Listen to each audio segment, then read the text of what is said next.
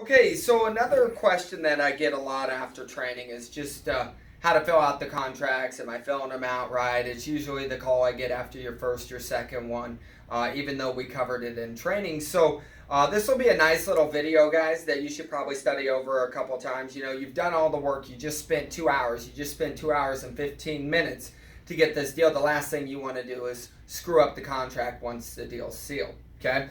Now, I'm going to show you the try before you buy contract. That seems to be what a lot of the reps do out there. It's a softer close, and it allows people to feel more comfortable moving into a purchase once they know the product is everything that we said it would be.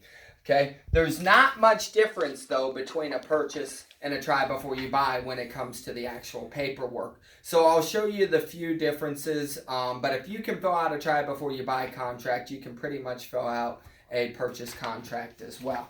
So the cover sheet on the try before you buy, it always says try before you buy service program. Okay, you want to make sure that you leave this cover sheet with the customer. Okay, the biggest problem with our sales, it's not instant gratification. If you buy a car, you immediately drive it off the lot. Okay, unfortunately, we don't trust you enough to sell the system, run out to your car, grab a 156-pound water max, and then plumb it in right after they buy it. So what we need to be able to do is leave the customer with as much information as we possibly can that reminds them of all the stuff that they're getting. So if they have any questions that night or waiting the next day till the plumber shows up, they've got everything that can show them what it is that they're getting to remind them that they are making a good, healthy decision. Okay, so always leave the cover sheet with the customer. Now, the contract is very simple. It's not like buying a car. It's not like buying a home. It's a one-page contract. At the top, you'll see all their personal information, and you see it's highlighted. Okay, if it's highlighted, that means that we need to fill it out. Okay, down here it says customer signature. So you obviously want to have them sign right there. Okay, right here, you're going to put the date. Then you'll have the customer sign again, and then you sign right there. Okay. At the very bottom, it says, I wish to cancel, and it says signature and date. Now, if you have them sign and date it there, that means they just canceled. So we probably oughtn't do that. Okay. Now, any negotiating tools that you need to do to close up this deal, you want to put them here on the contract. Okay, so let's say we take the payment from $99 down to $89. You're going to cross out the 99. You're going to put 89 right below it. And then I like it if you put your initial right next to the negotiation. Okay, I feel like that just makes the customer feel more comfortable. Or if you give them 2 months, if you give them 2 months deferred, you write 2 months deferred in your initial next to it. Anything, though, that you tell the customers we're going to do for them, anything extra, guys, always make sure you put it on the contract. Now, the next page is identical, okay? One copy's for them, one copy's for us. Don't be lazy, guys, okay? This is their contract. Make sure you fill one out complete for us and make sure you fill out one complete for them, even with their personal information, okay? Any negotiating tools that you put on the one contract, make sure you put them on this contract as well, okay? Now, on to the plumber's order, okay? Plumber's order is very simple, and you'll notice if we look at a purchase one, you've got the cover sheet for the purchase, and then on the next page is the plumber's order, okay? There's no actual contract on a purchase. The plumber, when they come out to install it on a purchase, will bring out their actual financial documents, their financing, their purchase order, all of that good stuff. So with a purchase, we start at the plumber's order, okay? The important things that need to be filled out on the plumber's order, obviously, is the lead type up here at the top. That's what type of lead it is. So if you sell a company lead, you'd write company lead. If you sell personal, like a friend or a relative, you'd write personal. If you sell a show lead, write show lead. If you sell a referral, you want to write referral. We need to track where our sales are coming from. Typically, if you're doing good in one area, there's another area you need to be able to work on. And this allows us to see which areas that we're lacking in, which areas we need to focus on in our sales meeting. Okay. Next line down is installation date. Okay. Guys, we always want to do next day installs, right? I assume they want us to install it right then and there. Okay, they just saw what's in their water. You probably couldn't pay me to bathe in that water. Okay, we can't do it same day, but we can do it next day. So next day installation is preferred. Now, if they can't do a next day installation, if they're out of town, well, then you have to set it for when they can do it. But we want to sell it today and we want to install it tomorrow. Okay, so Saturday goes to Monday. We don't do installs on Sunday. So if you sell one on Saturday, then obviously it's going on Monday. So you want to put the installation date and circle which day it is. That way you have two different things. That way there's no confusions. And then installation time. You're going to set the time. Now there's options here. You can do 9 to 12, okay, 12 to 3, 3 to 6, 6 to 9, or any time, okay? These are arrival times. So when you circle 9 to 12, that means we're going to be there between 9 and 12 o'clock. 12 to 3 means between 12 and 3 o'clock. Anytime's great for us, okay? Business is really good right now. We have a lot of installs every day, and when we can get an anytime, that allows us to squeeze it into open spots that we have available. But we do need to do it at the customer's convenience, okay? So obviously right here we have name, address, city, state, zip, email, home, work, and sell. We want as many ways to get a hold of these people as we possibly can. On the email, guys, if they're concerned about giving you their email, just let them know they need that email address so that we can set up their soaps. Okay? We don't do any spam or anything like this. This is how they're going to get their soap accounts set up. If they don't have an email address, that's okay. They'll just have to call in their soap order to us, and we'll have to place the order online for them. Okay? Over here, it says $99 a month. Okay? So if you did 89, you'd cross it out and you'd put 89. If you gave them 2 months deferred, you want to write that over here somewhere as well. If you did 99, then you just circle it. Now, if you look on the purchase here, you'll see that's one of the differences. On the purchase, you have your payments, and you just need them to choose which payment that they chose. Most people are going to go the 84 months. They like longest term, lowest payment, okay? Most of our customers are paying their systems off within the first year and a half, but they like that comfort in knowing that if they do fall on tough times, that they can still make their payment, okay? Next up is going right across the middle. It says soap, water, raw water costs, bottle, and gas. That's our savings, guys. That's your monthly savings. Please make sure that you put their monthly savings on there. That's vital. Please don't turn in a contract without the monthly savings on there, okay? Going down the left-hand side, obviously for Watermax, we're going to circle yes. For RO, we're going to circle yes. Soap Pack, we're going to circle yes. Regenerate, that's the salt. Everybody gets 150 pounds of salt to start with, so you would circle that. Spigot, guys. Now, the spigot is for the RO. Remember, they can customize it to match their kitchen. So you've got chrome, oil rub, bronze, brushed nickel, and then other. Now, there's about, I think, 9 or 10 different spigots to choose from that are in the book at the reverse osmosis. So if they want a black one or they want a satin white or something, it's obviously not there. Just write it right next to where it says spigot, okay? Shower heads, how many shower heads they need, how many kitchen sink aerators they need, and how many sink aerators they need, okay? Don't give them extra. And remember, guys, they come in stainless steel. There's not options. You can't give them a brushed nickel shower head or brushed nickel kitchen sink aerator or sink aerator. They come in stainless steel. And, guys, notice it doesn't say faucets. It says aerators. We don't give them a whole new faucet. The aerator goes on the end of the faucet, okay? Going over to the other side, location information. Now, this is for the plumber. This is going to tell the plumber what they need to hook up the Watermax. This is going to tell the plumber how to set up the computer.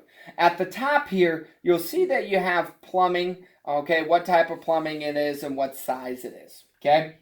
If you don't know plumbing, that's okay. You have enough stuff to learn right away, okay? You don't need to worry about trying to figure out all the different types of plumbing.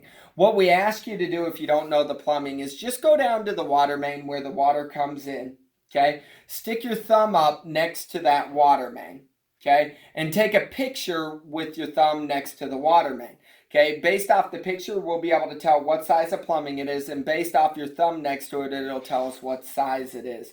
And then you would just scan and email that over to the email address in the front of your book, okay?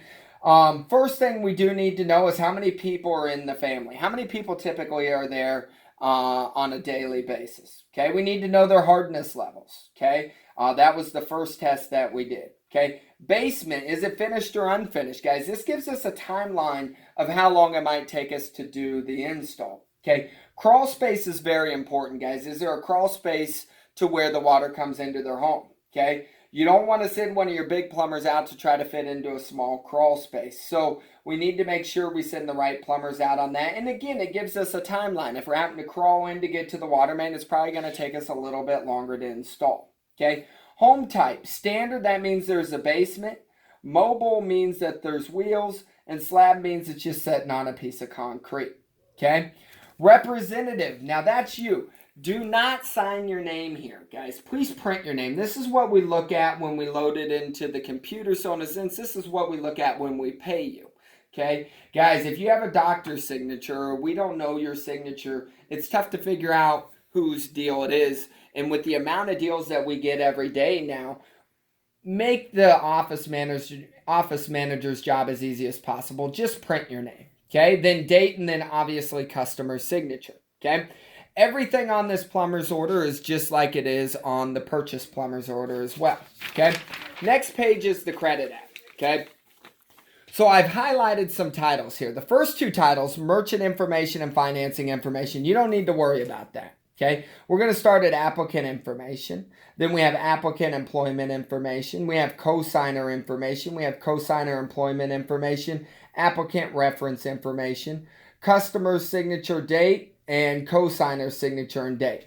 Now, the one thing, the most important thing that you do, okay, you can screw up about anything out there and we can fix it. We can call them up. We can get it when the plumber comes out. Okay, the one thing though that we cannot forget to do is to get this credit app signed. If the credit app's not signed, then the approval company will not look at it and we can't get a signature over the phone. So out of everything you do, the one thing you cannot afford not to do is get this credit app signed.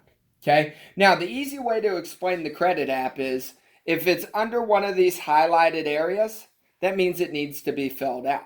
Okay, applicant information, everything should be filled out. Applicant employment information. The one thing I do want to point out, guys, is other monthly income. Okay, other monthly income needs to be provable income. Okay, so that can be child support, that can be a pension, that can be dividends, anything basically that they could pay taxes on. If you babysit your neighbor's kid and they pay you cash, can't prove it, can't use it. Okay, other monthly income cannot be somebody else either. Okay, I've seen it where we put other monthly income, source of other income, my husband, and how much he makes. If we want to use the husband's income, he's got to go down here as the cosigner. Now, the more income that you get on this, okay, the better the chance of the approval. So if there's two people in the home, we want to get both people in the home. The homeowner has to be on here, but if there's another person in the home, let's get them on there, guys. The more income you have, the better off you are. Bad credit does not negate good credit. Sometimes, guys, all the credit is in one person's name, so their debt to income is out of whack. So I need that person with bad credit on here for their income, okay? If the bad credit is negating our deal, the approval company will tell us, hey, take the bad credit off and then you're good to go. Okay, that's an easy fix. But if they come back and say possible with co-op, that means they need more income. Now we got to go all the way back out there to try to get that second person on there. So guys, don't lose a deal over it, but fight to get both people on the credit app if at all possible. Okay. And then applicant reference information, guys, that's just two friends or relatives, okay? Don't lose a deal over this. If they don't want to give it, that's okay. But there is one approval company that asks for reference information. If they ask why you need this, okay, these people are going to be called if they don't pay their bill. Okay, so when they ask about this, you just say, look, those people are only called if you don't pay your bill. Do you plan on paying your bill? They're going to say yes. And you say, hey, then they'll never be called. And then again, the most important thing is that we get the applicant signature and the cosigner signature, and we get the dates right there. Okay? All right. Next up is going to be the authorization form. This just says, hey, somebody's going to review your credit. Make sure they sign and you date it right there. And then the last page, now at the top, guys, it says, please provide your representative with proof of home ownership and proof of income. Okay, you guys have enough stuff going on right now. Trying to get proof of home ownership and income is the least of your concerns. Proof of home ownership we can get over the county website now, and half the time they don't even have their proof of income with everything being direct deposited. So if we need any of this stuff up here, we can get it later. Okay, but what you do need to do is leave this page with the customer. Okay, it tells them how they're going to get their free soap. It tells them it can take up to 15 days to get their account activated. So make sure that you leave this page. That way they know how they're getting their free soap. So the things that the customers need off of this. They need the cover sheet. They need the second page of the contract, or the second page, which is the contract. And then they need the last page. So they get the first, the second, and the last page that tells them how they're going to get their free soap. Okay?